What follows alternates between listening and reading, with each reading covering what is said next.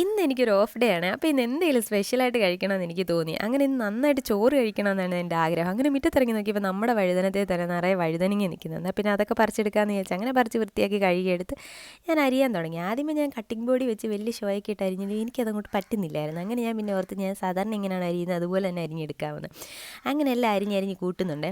അതിനിടയ്ക്ക് ചെറുതായിട്ട് കൈയൊക്കെ ഒന്ന് മുറിഞ്ഞ്, എന്നാലും ഞാനതൊന്നും സാരമാക്കിയില്ല. എന്നാലും പെട്ടെന്ന് നമുക്ക് നമ്മൾ ഉദ്ദേശിച്ച സാധനം ഉണ്ടാക്കിയെടുക്കണമല്ലോ. അങ്ങനെ അതൊരു പാത്രത്തിലോട്ട് മാറ്റിയിട്ട് ഇഞ്ചിയും വെളുത്തുള്ളിയൊക്കെ നന്നായി ചതച്ചെടുത്ത് അത് കഴിഞ്ഞ് നമ്മളൊരു പാനിലോട്ട് കുറച്ച് എണ്ണയൊക്കെ ഒഴിച്ച് എണ്ണ ചൂടാകാൻ വേണ്ടി കാത്തിരിക്കുന്നത് എനിക്ക് ഇഷ്ടമേ അല്ല. എനിക്ക് പെട്ടെന്ന് തന്നെ കടുക് ഇടണേ. അങ്ങനെ പിന്നെ കടുകൊക്കെ ഇട്ട് പിന്നെ നമ്മൾ നേരത്തെ ചതച്ച് വെച്ച് ഇഞ്ചിയും വെളുത്തുള്ളിയൊക്കെ ചേർത്ത് കൊടുത്തു. പിന്നെ ഇവരെ ടേസ്റ്റിന് വേണ്ടി കുറച്ച് കറിവേപ്പിലയും പിന്നെ നമ്മൾ നേരത്തെ അരിഞ്ഞ് വെച്ച നമ്മുടെ വഴുതനങ്ങയും കൂടെ ചേർത്ത് കൊടുത്തേ. അത് കഴിഞ്ഞ് അതൊന്ന് ഇളക്കിയെടുക്കണമല്ലോ. അങ്ങനെ ഇളക്കിയെടുത്തു. പിന്നെ നമ്മുടെ മഞ്ഞൾപ്പൊടിയും മുളക് പൊടിയൊക്കെ ചേർത്ത് കൊടുത്തേ.